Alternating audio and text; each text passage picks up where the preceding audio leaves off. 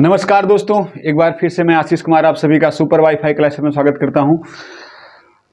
देखिए, कल आपकी क्लासेज हो गई थी और देखिए डेली की जो आपकी क्लासेज है बहुत इंपॉर्टेंट रहने वाली है। तो डेली के डेली आप नोट्स किया करिए। एक तो उसमें एक तो करंट का तो एक ही दो सवाल रहता है, बाकी आप जान सकते हैं कि उसमें जो जीएस भी है भर भर के जीएस रहता है। आप उसको नोट्स किया करिए डेली, जिससे आपकी जो है डेली प्रैक्टिस हो, आपको काफ़ी लंबे समय तक वो आपको याद रहे। ठीक है, चलिए आइए क्लास की शुरुआत करते हैं। देखते हैं कौन कौन से सवाल हैं आज आपके। पहला सवाल क्या भैया, शांति निकेतन किस राज्य में स्थित है? आपके ऑप्शन है पश्चिम बंगाल, बिहार, पंजाब और राजस्थान। देखिए, अगर बात करें शांति निकेतन की, शांति निकेतन की अगर हम बात करते हैं तो यह शांति निकेतन जो है यह एक आश्रम है। यह क्या था? एक आश्रम है। और इस आश्रम की स्थापना किसने की थी? इस आश्रम की स्थापना 1901 में देवेंद्रनाथ ठाकुर। किसने की थी? रविंद्रनाथ ठाकुर के पिताजी क्या नाम था? देवेंद्रनाथ ठाकुर। किसके द्वारा की गई? देवेंद्रनाथ ठाकुर के द्वारा क्या की गई भैया? स्थापना की गई। याद रखिएगा, शांति निकेतन की स्थापना 1901 में किसके द्वारा की गई? देवेंद्रनाथ ठाकुर के द्वारा की गई। बाद में इसी शांति निकेतन में, याद रखिएगा, इसी शांति निकेतन में सन 1921 में विश्व भारती विद्यालय की क्या की गई? स्थापना की। 1921 में क्या किया गया? इनको थोड़ा सा मोटा कर लेते। 1921 में क्या किया? इसी में विश्व भारती, याद रखिएगा, विश्व भारती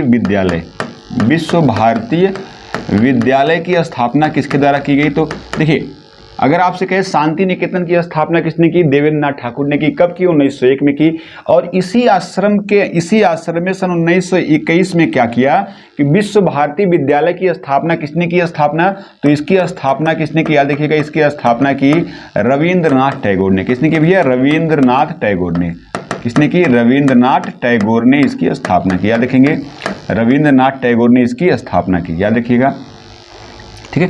अगर आपसे कहे शांति निकेतन जो है अभी, देखिए अभी करंट में क्यों आया, तो देखिए याद रखिएगा, जो शांति निकेतन ये करंट में क्यों आया भैया, तो इसको हाल ही में अभी यूनेस्को की विश्व धरोहर सूची में शामिल करने की क्या की गई है? सिफारिश की गई है। याद रखिएगा, यूनेस्को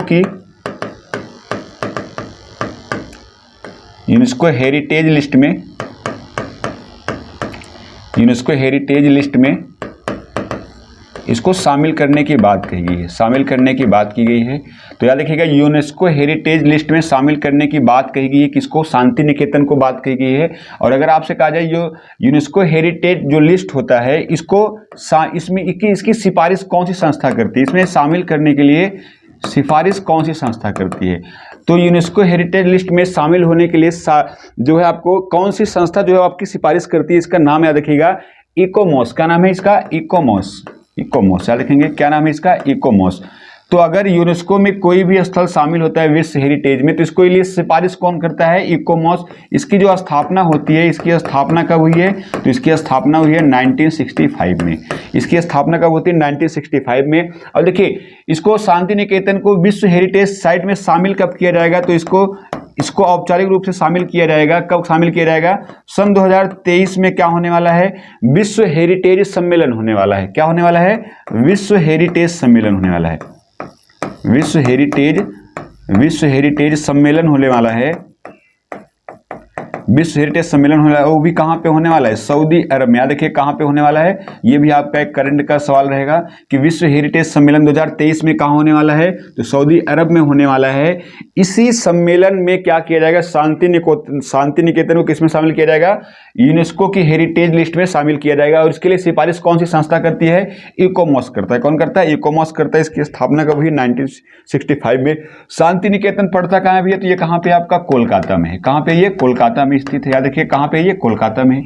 देखिए किसके, कहाँ पे भैया? कोलकाता में। स्थापना किसने की थी? 1901 में देवेंद्रनाथ ठाकुर ने। बाद में 1921 में इसी में क्या हो गया? विश्व भारती विद्यालय हो गया, जिसकी स्थापना किसने की? रविंद्रनाथ टैगोर। अगर रविंद्रनाथ टैगोर की बात करें, इनकी प्रमुख रचनाएं आपको याद रहनी चाहिए। याद रखिएगा, रचना कौन सी? एक प्रमुख रचना है गोरा, इसके अलावा एक रचना है काबुली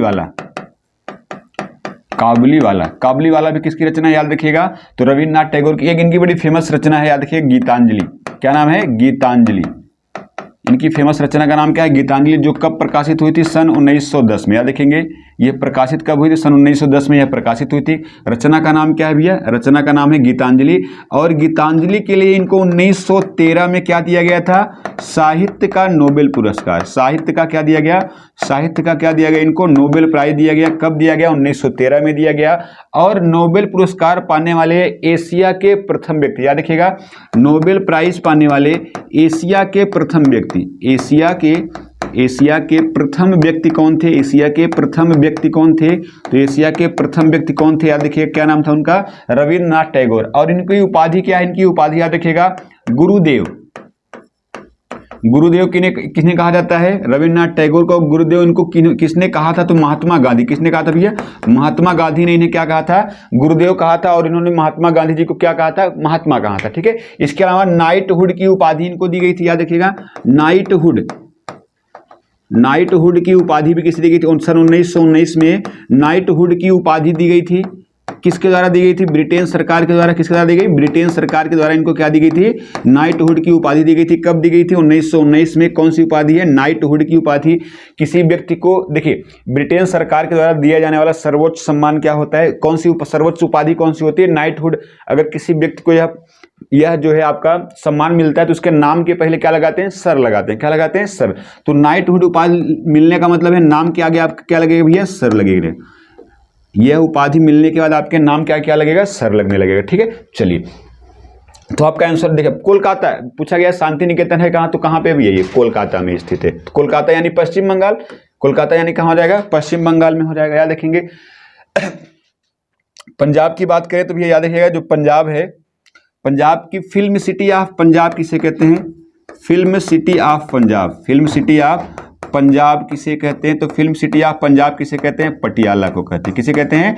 पटियाला को कहते हैं। इसके अलावा पंजाब में याद रखिएगा, Mohali cricket stadium. Mohali cricket stadium.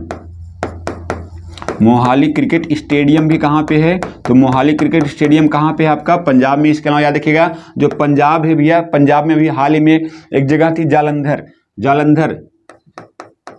Jalandhar है और कौन है? लुधियाना। जालंधर और कौन सा है? लुधियाना है। ये किसके लिए फेमस है? तो याद रखिएगा, जालंधर और लुधियाना किसके लिए फेमस है? तो याद रखिएगा, वस्त्र उद्योग के लिए। किसके लिए फेमस है? वस्त्र उद्योग के लिए। किसके लिए? वस्त्र उद्योग के लिए फेमस है। कौन सी जगह है ये? जालंधर और लुधियाना किसके लिए फेमस है? वस्त्र उद्योग के लिए। राजस्थान की बात करते हैं, यहाँ के एक बड़ा फेमस स्थान है पोखरण। क्या नाम है? पोखरण। और पोखरण में आपको याद होना चाहिए, पोखरण में कितने परमाणु परीक्षण हुए? 2 परमाणु परीक्षण हुए। पहला कब हुआ था? याद रखिएगा, 18 मई 1974 को हुआ। दूसरा वाला कब हुआ? याद रखिएगा, 11 मई 1998 को हुआ। और 11 मई को कौन सा दिवस होता है? राष्ट्रीय प्रौद्योगिकी दिवस होता है। राष्ट्रीय तकनीकी दिवस कब होता है? तो राष्ट्रीय तकनीकी दिवस कब होता है भैया? तो राष्ट्रीय तकनीकी दिवस कब मनाया जाता है आपका? 11 मई को मनाया जाता है। याद रखिए, कब मनाया जाता है? 11 मई को मनाया जाता है। ठीक है। चलिए, आप इसका स्क्रीनशॉट कर सकते हैं।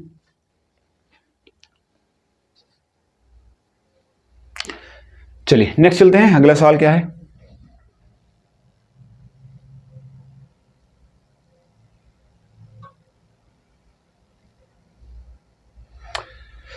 देखो भैया, अगला आपका सवाल है यहाँ पे,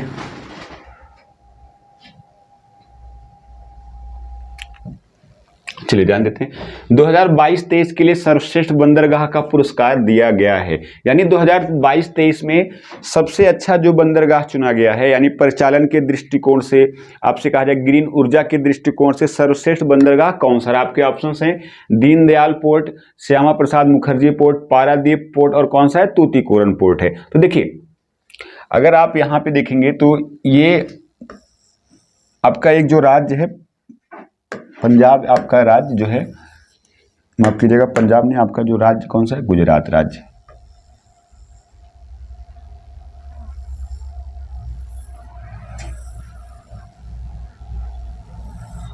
ये आपका कौन सा राज्य भी है? गुजरात राज्य। कौन सा राज्य है आपका? गुजरात राज्य है।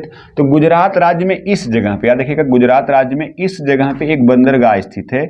और इस बंदरगाह का नाम याद रखिएगा, इस बंदरगाह का नाम क्या है भैया? इस बंदरगाह का नाम है कांडला बंदरगाह। क्या नाम है? कांडला बंदरगाह। और कांडला बंदरगाह जो है, याद रखिएगा, क्या नाम है? कांडला बंदरगाह। क्या नाम है इसका? कांडला बंदरगाह इसका नाम है। और कांडला बंदरगाह जो है, इसी का नया नाम क्या है? दीनदयाल उपाध्याय बंदरगाह। क्या नाम है? दीनदयाल उपाध्याय बंदरगाह। क्या नाम है इसका? दीनदयाल उपाध्याय बंदरगाह इसका नाम, याद रखेंगे। इसका नया नाम क्या हो गया है? दीनदयाल उपाध्याय बंदरगाह। और 2022-23 के लिए 2022-23 में याद रखेंगे 2022-23 में सर्वश्रेष्ठ 2022-23 में सर्वश्रेष्ठ जो है आपका सर्वश्रेष्ठ बंदरगाह का जो पुरस्कार दिया गया है, सर्वश्रेष्ठ बंदरगाह का जो पुरस्कार दिया गया है यह किसको दिया गया है? तो याद रखिए दीनदयाल बंदरगाह जो कहाँ पे आपका? कांडला में। ठीक है, कहाँ पे भैया? कांडला में। देखिए इस जगह पे अगर आप देखोगे तो यहाँ पे एक बड़ा फेमस स्थल स्थित है, इसको बोलते हैं धौलावीरा। इस जगह का नाम क्या है भैया? धौलावीरा। याद रखेंगे क्या नाम है? धौलावीरा। क्या नाम है इसका? धौलावीरा। क्या नाम है इसका? धौलावीरा। आप जानते हैं ये सिंधु सभ्यता का प्रमुख स्थल है, सिंधु सभ्यता का स्थल। इसके अलावा याद रखिएगा 40वें नंबर की यूनेस्को साइट, 40वें नंबर की यूनेस्को साइट कौन सी है? तो कौन सी साइट है? तो याद रखिएगा धौलावीरा। प्रत्येक घर के सामने कुएं के साक्ष्य किस सिंधु सभ्यता के नगर से मिलते हैं? तो धौलावीरा। याद रखेंगे प्रत्येक घर के सामने जो है कुएं के साक्ष्य, प्रत्येक घर के सामने कुएं के साक्ष्य। याद रखेंगे प्रत्येक घर के सामने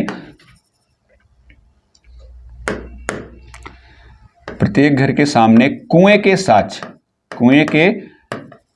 साक्ष्य कहां से प्राप्त होते हैं? याद रखिए प्रत्येक घर के सामने कुएं के साक्ष्य कहां से प्राप्त होते हैं? तो याद रखना भैया कहां से प्राप्त होते हैं? धौलावीरा से प्राप्त होते हैं। देखिए इस नीचे की जगह पे एक जगह पाया जाता है, इसको बोलते हैं सुरकोटड़ा। इस जगह का नाम क्या है भैया? लिख देते हैं यहाँ पे, इस जगह का नाम क्या है? सुरकोटड़ा। ठीक है, सुरकोटड़ा।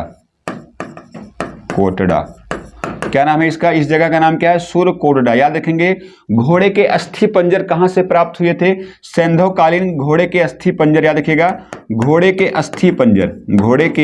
अस्थि पंजर कहां से प्राप्त हुए थे? तो घोड़े के अस्थि पंजर कहां से प्राप्त हुए भैया? तो सुरकोटड़ा से प्राप्त हुए। सुरकोटड़ा कहां पड़ता है? तो आपका गुजरात राज्य में पड़ता है। इस जगह पे आप देखोगे भैया तो यहाँ पे एक स्थान पड़ता है, इसको बोलते हैं रंगपुर। कौन सा सैंधव स्थल है ये? रंगपुर। कौन सा सैंधव स्थल है ये? रंगपुर सैंधव स्थल है, जहां से चावल के साक्ष्य प्राप्त हुए थे। किसके साक्ष्य प्राप्त हुए? तो चावल के साक्ष्य कहां से प्राप्त हुए? तो याद रखिएगा चावल के साक्ष्य कहां से प्राप्त होते हैं? तो याद रखिएगा घोड़े के अस्थि पंजर सुरकोटड़ा से प्राप्त होते हैं। चावल के साक्ष्य कहां से प्राप्त हुए? रंगपुर से प्राप्त होते हैं। और यहाँ किनारे पर इस जगह पे भैया इस जगह पे स्थित है आपका कौन सा एक नगर है? इस जगह का नाम है भैया लोथल। इस जगह का नाम क्या है? लोथल। क्या नाम है इसका? लोथल। याद रखिएगा सिंधु सभ्यता का प्रमुख बंदरगाह कौन था? लोथल। याद रखिएगा सिंधु सभ्यता का बंदरगाह, सिंधु सभ्यता का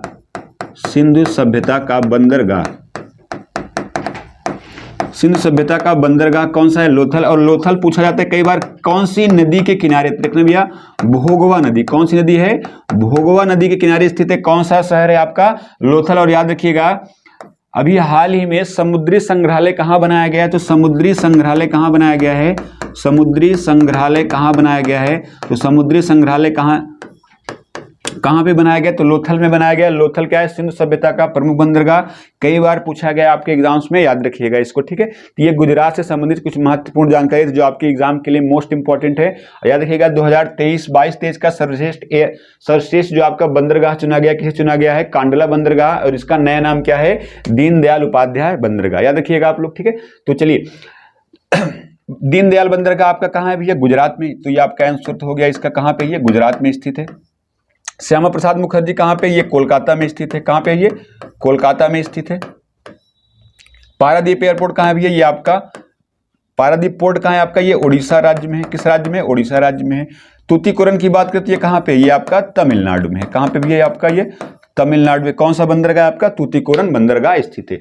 चलिए स्क्रीनशॉट करना होगा आपको, स्क्रीनशॉट कर लीजिए।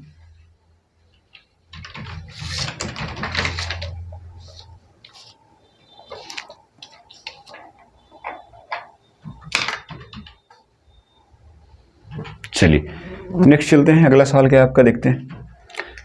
चीते को विलुप्त प्राणी कब घोषित किया गया? आपके ऑप्शन है 1947, 1952, 2005 और 1981 है। देखिए जो आपका चीता है, जो आपका चीता है भैया, चीता अगर आपसे कहा जाए चीता जो होता है भैया, चीते को देखिए अंतिम चीते की मृत्यु कब हुई, अंतिम की चीता जो है, इसके चीते की अंतिम चीते की मृत्यु कब होती है? 1947 में होती है। कौन से राज्य में होती है? छत्तीसगढ़ राज्य। छत्तीसगढ़ में भी कौन सा जिला था? कोरिया जिला। कौन सा जिला है भैया? कोरिया जिला। तो अगर कभी आपसे पूछे कि अंतिम रूप से चीते की मृत्यु कब हो गई, तो 1947 में छत्तीसगढ़ के कोरिया में। और जब इसकी मृत्यु हो गई तो 1952 में क्या किया गया? इसे पूरी तरह से विलुप्त घोषित कर दिया गया। क्या किया गया? विलुप्त घोषित कर दिया गया। क्या किया गया भैया? विलुप्त घोषित कर दिया गया। कब इसको? सन 1952 में चीते को पूरी तरह से क्या कर दिया गया?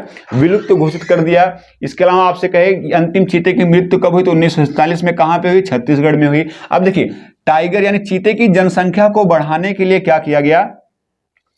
क्या लॉन्च किया गया भैया? प्रोजेक्ट टाइगर लॉन्च किया। क्या लॉन्च किया गया? प्रोजेक्ट टाइगर लॉन्च किया गया। प्रोजेक्ट टाइगर लॉन्च किया गया। तो प्रोजेक्ट चीता या टाइगर कब लॉन्च किया गया? तो आपको याद होना चाहिए 7 अप्रैल 1900। कब लॉन्च हुआ भैया? 7 अप्रैल 1973 को लॉन्च किया गया। प्रोजेक्ट टाइगर कब लॉन्च किया गया? 7 अप्रैल 1973 को लॉन्च किया गया। प्रोजेक्ट टाइगर लॉन्च किया गया। प्रोजेक्ट टाइगर के तहत क्या करना था? बाघों की जनसंख्या को क्या करना था भैया? बढ़ाना था।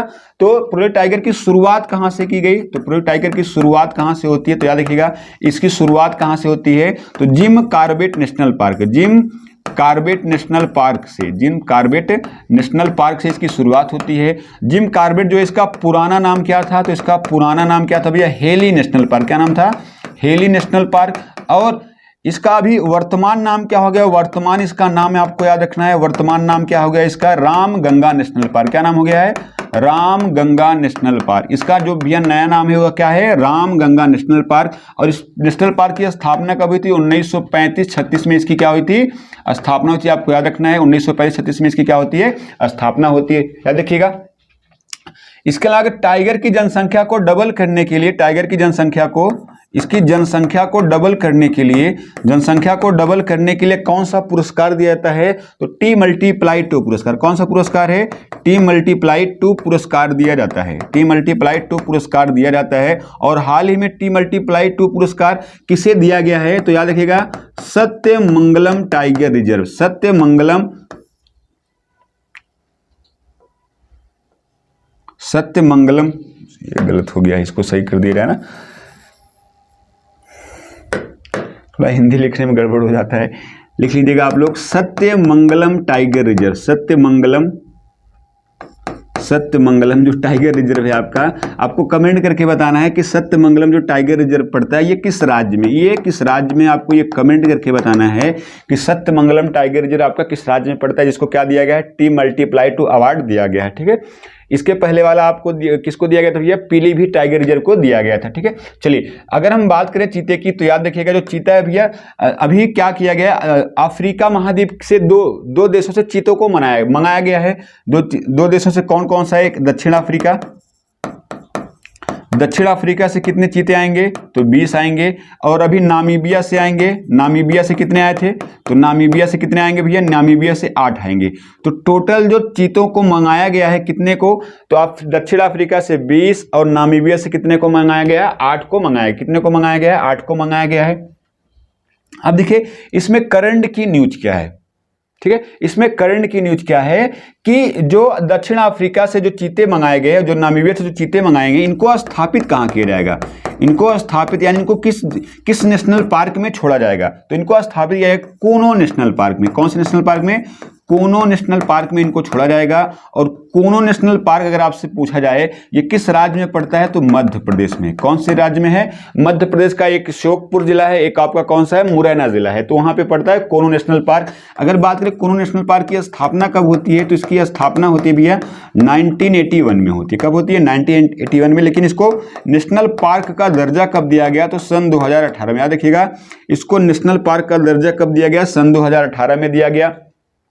नामीबिया की बात करें, इसकी राजधानी क्या? तो याद रखिएगा इसकी राजधानी क्या है? Windhoek. इसकी राजधानी क्या है? विंड हॉक इसकी राजधानी है। इसके अलावा नामीब मरुस्थल कहां पे है? नामीब मरुस्थल भी किस देश में है? तो नामीब मरुस्थल भी किस देश में है? नामीबिया देश में। किस देश में भी है? नामीबिया में है। दक्षिण अफ्रीका की बात करें तो याद रखिएगा इसकी राजधानी क्या है? प्रिटोरिया। इसकी मुद्रा याद रखिएगा, इसकी मुद्रा कई बार पूछी है, क्या भैया? रैंड इसकी मुद्रा। इसके अलावा दक्षिण अफ्रीका में घास के मैदान को क्या कहते हैं? तो घास के मैदान को क्या बोलते हैं? वेल्ड्स बोलते हैं। क्या बोलते हैं? वेल्ड्स। और ये कैसे घास के मैदान होते हैं? शीतोष्ण है। कैसे हैं भैया? शीतोष्ण घास के मैदान है। कैसे मैदान है ये? शीतोष्ण घास के मैदान है। इसके अलावा आपको याद होना चाहिए भैया, टाइगर संरक्षण के लिए एक पुरस्कार दिया जाता है। कौन सी संस्था देती है? National tiger conservation authority, NTCA देती है। इसकी स्थापना हुई थी सन 2005 में। और टाइगर संरक्षण के लिए कौन सा पुरस्कार देता है? ये बाइनियल पुरस्कार। कौन सा पुरस्कार देता है? बाइनियल पुरस्कार। याद रखिएगा, ये एग्जाम में पूछा जा सकता है कि बाइनियल पुरस्कार किस क्षेत्र में दिया जाता है या कौन देता है? तो NTCA देता है। किसके संरक्षण के लिए देता है? टाइगर की जनसंख्या को बचाने के लिए कौन सा पुरस्कार दिया जाता है भैया? तो याद रखिएगा, कौन सा पुरस्कार दिया जाता है? बाइनियल पुरस्कार। और चीते की अगर हम बात करें तो याद रखिएगा, जो चीता होता है भैया, ये IUCN international union conservation of nature की रेड डाटा लिस्ट में ये सम्मिलित है भैया। किसमें सम्मिलित है? रेड डाटा लिस्ट में सम्मिलित है, रेड डाटा सूची में शामिल है। और रेड डाटा सूची कब से जारी हो रही है? 1963 से जारी हो रही है। इसके अलावा याद रखिएगा, जो चीता है ये जो पर्यावरण संरक्षण, वन्य जीव संरक्षण है, वन्य जीव संरक्षण जो है, वन्य जीव जो संरक्षण है भैया कब का है? 1972 का। इसकी अनुसूची नंबर कौन से में शामिल? तो अनुसूची नंबर किस में शामिल है? अनुसूची नंबर 2 में शामिल है। कौन सा जानवर शामिल है? चीता शामिल है। इसमें पूछा क्या गया है? चीते को विलुप्त प्राणी कब घोषित किया गया है? तो आपके ऑप्शंस हैं 1952। आंसर क्या हो जाएगा आपका? 1952 आपका इसमें क्या हो जाएगा भैया? आंसर हो जाएगा। ठीक है, चलिए आगे चलते हैं, नेक्स्ट सवाल की तरफ चलते हैं। लीगो इंडिया प्रोजेक्ट का उद्देश्य क्या है? गुरुत्वीय तरंगों का पता लगाना, ब्रह्मांड का अध्ययन करना, मिट्टी का अध्ययन करना, बुढ़ापे का अध्ययन करना। देखिए, ब्रह्मांड का अध्ययन तो क्या कहलाता है? कॉस्मोलॉजी कहलाता है। क्या कहलाता है भैया? कॉस्मोलॉजी कहलाता है। क्या कहलाता है? कॉस्मोलॉजी कहलाता है। मिट्टी का अध्ययन क्या कहलाता है? तो मिट्टी का अध्ययन क्या कहलाता है? पेडोलॉजी कहलाता है। क्या कहलाता है? पेडोलॉजी कहलाता है। क्या कहलाता है? पेडोलॉजी कहलाता है। बुढ़ापे का अध्ययन क्या कहलाता है? जीरेंटोलॉजी कहलाता है। क्या कहलाता है? जीरेंटोलॉजी कहलाता है। जीरेंटोलॉजी कहलाता है। याद रखेंगे, बुढ़ापे का अध्ययन क्या कहलाता है? जीरेंटोलॉजी कहलाता है। मिट्टी का अध्ययन क्या कहलाता है? पेडोलॉजी कहलाता है। ब्रह्मांड का अध्ययन क्या कहलाता है? कॉस्मोलॉजी कहलाता है। तो एक ही आंसर इसमें आपका बच रहा है, गुरुत्वीय तरंगों का पता लगाना। तो आपका आंसर क्या हो जाएगा? गुरुत्वीय तरंगों का पता लगाना। देखिए, अगर लीगो की हम बात करते हैं, लीगो की अगर हम बात करें भैया, तो याद रखिएगा लीगो है क्या। देखिए, अगर इसका आपको फुल फॉर्म याद रहेगा तो आपको कोई भी दिक्कत होने वाली नहीं है। ठीक है, अगर इसका आपको फुल फॉर्म याद है तो आपको इसमें आपको पता चल जाएगा भैया ये किस लिए लगाया गया। ठीक है, तो देखिए इसका फुल फॉर्म क्या है? Laser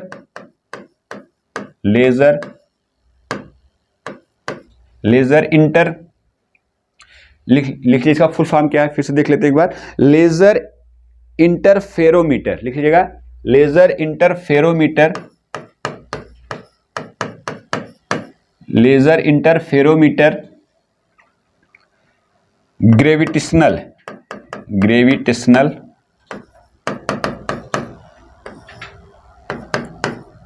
wave observatory. तो एक चीज तो यहाँ पे आपको पता है भैया, किसी की स्पेलिंग नहीं पता, लेकिन ग्रेविटेशनल तो आप लोग हमेशा पढ़ते रहते हैं ना। ग्रेविटेशनल का मतलब क्या होता है? गुरुत्वीय होता है। तो आपको जब कभी भी बोले कि लीगो है क्या, तो एक प्रकार से क्या है भैया, एक प्रकार से ये टेक्निकल संस्था है, एक टेक्निकल संस्थान, इसकी स्थापना की जा रही है। किसके लिए स्थापना की जा रही है? तो ग्रेविटेशनल वेव का पता लगाने के लिए। कहीं ब्रह्मांड में कहीं पे भी अगर ग्रेविटेशनल वेव्स पाई जाती है तो उसके अध्ययन के लिए कौन सी संस्था होगी? लीगो होगी। कौन होगी? लीगो होगी। इसकी स्थापना कहाँ की जा रही है? तो लीगो की स्थापना कहाँ पे हो रही है? तो याद रखिएगा, इसकी स्थापना हो रही है महाराष्ट्र में। कहां पे हो रही है? महाराष्ट्र में इसकी स्थापना। महाराष्ट्र में भी किस जिले में? हिंगोली जिले में। कौन से जिले में हो रही है? हिंगोली जिले में। महाराष्ट्र के कौन से जिले में इसकी स्थापना हो रही है? हिंगोली जिले में इसकी स्थापना हो रही है। याद रखिएगा, इसका कार्य क्या है? तो इसका कार्य क्या होगा? तो याद रखिए, इसका कार्य क्या होगा भैया?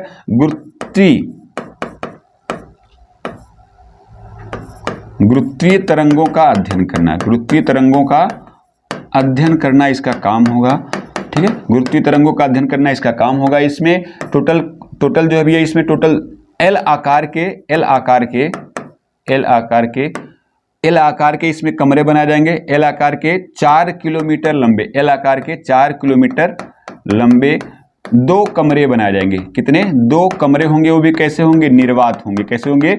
निर्वात कमरे बनाए जाएंगे। याद रखिएगा, इस कार्य को अंजाम देने के लिए यानी यह अध्ययन करने के लिए क्या किया जाएगा, यल आकार के कितने कमरे बनाए जाएंगे, 2 कमरे बनाए जाएंगे। और कैसा होगा भाई, निर्वात युक्त होगा। और कितने किलोमीटर लंबे कमरे होंगे, ये 4 किलोमीटर लंबे ये आपके जो है कमरे होंगे। और ये कब से चालू हो जाएगा, इसकी जो है ये शुरुआत कब से हो जाएगी, ये कार्य करना कब से प्रारंभ करेगा, तो कार्य इसका आरंभ कब से हो जाएगा, तो सन 2030 से। ये कार्य करना कब से प्रारंभ करेगा, सन 2030 से। और इसका जो उद्घाटन किया है, इसका उद्घाटन आप सभी को पता है कि 11 मई को क्या था, टेक्नोलॉजी दिवस था। तो उसी टेक्नोलॉजी दिवस के दिन इसका उद्घाटन 11 मई को किसने किया है, तो प्रधानमंत्री मोदी साहब ने, पीएम मोदी साहब ने इसका उद्घाटन किया हुआ है। ठीक है, याद रखेंगे कहां पे उद्घाटन किया हुआ है, महाराष्ट्र के हंगोली में इसका क्या किया भैया, उद्घाटन किया हुआ है। ठीक है, तो इसका आंसर क्या हो जाएगा, ऑप्शन नंबर 1, गुरुत्वीय तरंगों का क्या करना, पता लगाना। LIGO याद रखिएगा, मोस्ट इंपॉर्टेंट सवाल है। इसकी स्थापना कहां की गई है, LIGO की स्थापना कहां की गई है, महाराष्ट्र के कौन से जिले में की गई, हिंगोली जिले में इसकी स्थापना की गई। चलिए स्क्रीनशॉट करना होगा, स्क्रीनशॉट कर लीजिए आप लोग। चलिए नेक्स्ट चलते हैं।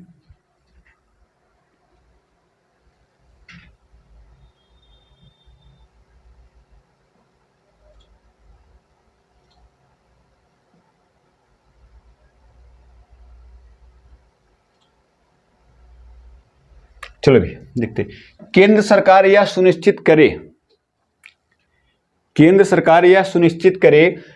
कि राज्य सरकार संविधान के अनुसार चले, यह किस अनुच्छेद में कहा गया है। कहने का मतलब क्या, सीधा सा मतलब क्या है कि केंद्र सरकार को यह देखना होगा कि राज्य सरकार संविधान के अनुसार कार्य कर रही है कि नहीं कर रही है, किस आर्टिकल में कहा गया है। ये अभी हाल ही करंट में ये न्यूज में आया था, इसलिए ये आर्टिकल इसमें डाला गया था, आपको याद रहना चाहिए कि क्या बोला गया है, केंद्र सरकार यह सुनिश्चित करे कि राज्य सरकार जो है वह संविधान के अनुसार चल रहा है कि नहीं चल रहा है। ये किस आर्टिकल में बोला गया है, ये किस आर्टिकल में बोला गया, तो आपके आर्टिकल्स हैं, कौन कौन सा आर्टिकल है भैया, आपका 352 है, 356 है, 355 है, 142 के अलावा एक ऑप्शन और इसमें डाल देते हैं हम, ऑप्शन नंबर ई जो है इसमें हम कर देते हैं भैया 360। कौन सा ऑप्शन कर देते हैं, 360 ऑप्शन कर देते हैं। ठीक है, चलिए देखिए 352 की बात करें तो इसमें क्या भैया, राष्ट्रीय आपातकाल। क्या भैया इसमें, राष्ट्रीय आपातकाल। तो अगर आपसे पूछे राष्ट्रीय आपातकाल, तो राष्ट्रीय आपातकाल लिया कहां से गया, ये कहां से लिया गया, जर्मनी के संविधान को क्या बोलते हैं, तो जर्मनी का संविधान क्या कहलाता है, तो इसके संविधान को बोलते हैं बाइमर बोलते हैं। क्या बोलते हैं, बाइमर बोला जाता है। याद रखिए क्या बोला जाता है, बाइमर बोला जाता है। याद रखेंगे जर्मनी के संविधान को क्या बोलते हैं भैया, बाइमर बोलते हैं। ठीक है, 356 में क्या बोला गया है, राष्ट्रपति शासन। क्या भैया, राष्ट्रपति शासन। क्या है, राष्ट्रपति शासन, यानी सारी शक्तियां किसके हाथ में होंगी, राष्ट्रपति। और राष्ट्रपति किसको शासन चलाने के लिए कहेगा, राज्यपाल को कहेगा। राज्यपाल नहीं तो कौन करेगा, उपराज्यपाल करेगा। तो 356 में क्या भैया, राष्ट्रपति शासन है। 142 की बात करें तो पूर्ण न्याय की बात किस आर्टिकल में की गई है, तो अभी जो तलाक का जो मामला आया था उसमें कहा गया था कि अगर किसी भी कोई व्यक्ति है वह चाहे अपनी मर्जी से तलाक लेना चाहता है, दोनों पक्ष आपस में मर्जी में से तलाक लेना चाहते हैं, या एक पक्ष ही तलाक लेना चाहता है, तो पहले कहा जाता है कि आप 6 महीने तक क्या करिए, एक दूसरे के साथ रहिए। अगर आपको लगता है कि अब आप साथ नहीं रह सकते हैं, तब आपको तलाक 6 महीने बाद दे दिया जाता था। लेकिन अभी क्या कहा गया है कि पूरी तरह से न्याय मिलना चाहिए। और पूरी तरह से न्याय की बात कौन सा आर्टिकल करता है, 142, जिसमें कहा गया 7 दिन के अंदर आपको, अगर आप दोनों पक्ष सहमत है तो 7 दिनों के अंदर आपका तलाक क्या हो जाएगा भैया, पूरा हो जाएगा। तो ये इसीलिए आर्टिकल चर्चा में आया था। तो याद रखिएगा आर्टिकल नंबर 142 में क्या बोला गया है, पूर्ण न्याय की बात कौन से आर्टिकल में है, तो याद रखिए कौन से आर्टिकल में भैया, 142। ठीक है, 360 में क्या क्या आ गया है, वित्तीय आपातकाल। याद रखिएगा वित्तीय आपातकाल। तो वित्तीय आपातकाल कौन से आर्टिकल में कहा गया, 360 में है। और अभी तक भारत में यह एक भी बार लागू नहीं हुआ। ये कहां से लिया गया है भैया, ये कहां से लिया गया है, यूएसए से लिया गया है। देखिए राष्ट्रपति शासन कहेगा या राष्ट्रीय आपातकाल कहेगा तो कहां से लिया गया, ये आपका कहां से लिया गया है, जर्मनी से लिया गया। कहां से लिया गया, जर्मनी से। लेकिन अगर कहेगा वित्तीय आपात कहां से लिया गया है, तो ये कहां से लिया गया, यूएसए से। 355 में क्या कहा गया भैया, जो राज्य है, राज्य माफ कीजिएगा, ये क्या है भैया, ये आपका हालांकि आपको लिखा है, फिर भी हम आपको लिख देते हैं। केंद्र सरकार जो है, केंद्र सरकार देखभाल करे, क्या देखभाल करे भैया, कि राज्य सरकार संविधान के अनुसार कार्य करे। राज्य सरकार संविधान के अनुसार कार्य करे, संविधान के अनुसार कार्य करे। ठीक है, ये किस आर्टिकल में बोला गया है? 355 में बोला गया। तो ये आपका आंसर हो जाएगा। ऑप्शन नंबर क्या हो जाएगा भैया? ऑप्शन नंबर आपका सी हो जाएगा। ठीक है, ये ऑप्शन नंबर आपका क्या हो जाएगा? सी हो जाएगा, याद रखिएगा। अब आपको कमेंट करके बताना है, आपको कमेंट करके क्या बताना है? देखिए, आपको कमेंट करके सवालों का आंसर देने हैं। पहला आपका सवाल क्या है कि राष्ट्रीय आपातकाल भारत में कितनी बार लगा है? राष्ट्रीय आपातकाल कितनी बार लगा है? कितनी बार लगा हुआ है, पहला सवाल है। और कब कब लगा हुआ है, कब लगा हुआ है, दोनों सवाल के आपको आंसर देने हैं। दूसरी बात, राष्ट्रपति शासन, पहला सवाल आपका हो गया। दूसरा सवाल क्या है कि राष्ट्रपति शासन, राष्ट्रपति शासन जो है, राष्ट्रपति शासन, इसमें आपको क्या आंसर देना है कि पहली बार कहां लगा? राष्ट्रपति शासन पहली बार कहां लगा? दूसरा आपका सवाल है कि राष्ट्रपति शासन सर्वाधिक बार कहां लगा? सर्वाधिक बार कहां लगा? दोनों सवाल के आपको आंसर देने, कमेंट बॉक्स में कमेंट करिएगा। ठीक है, कमेंट बॉक्स में कमेंट करके जरूर बताइएगा दोनों सवालों के आंसर। राष्ट्रीय आपातकाल कितनी बार लगा और कब लगा हुआ है? राष्ट्रपति शासन पहली बार कब लगा और सर्वाधिक बार किस राज्य में लगा हुआ है? ठीक है, आपको कमेंट करके बताना है। चलिए, आज आपकी ये क्लासेस थी। क्लास कैसी लगी कमेंट बॉक्स में कमेंट करके जरूर बताइएगा। ठीक है, और इन सवालों के आंसर आपको कमेंट बॉक्स में देना है। तो आज की आपकी क्लास थी भैया, क्लास को यहीं पे समाप्त करते हैं। धन्यवाद।